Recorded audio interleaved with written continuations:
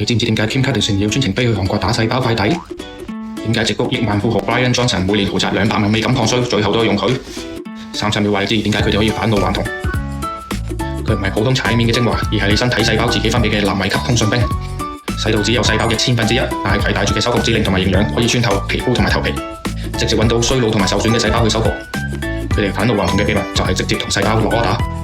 佢山長水遠飛去韓國，就係用外泌體同細胞嘅層面逆轉皺紋同埋鬆弛。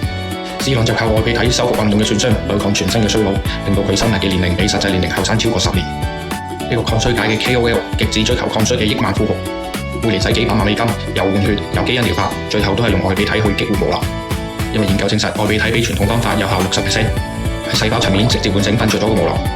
因為你搽幾多嘅精華都好，成分都可能被角質層擋住。但係外泌體就識得精準咁導航，直接揾到老化嘅細胞同埋萎縮嘅毛囊，直接命令佢哋重新開工。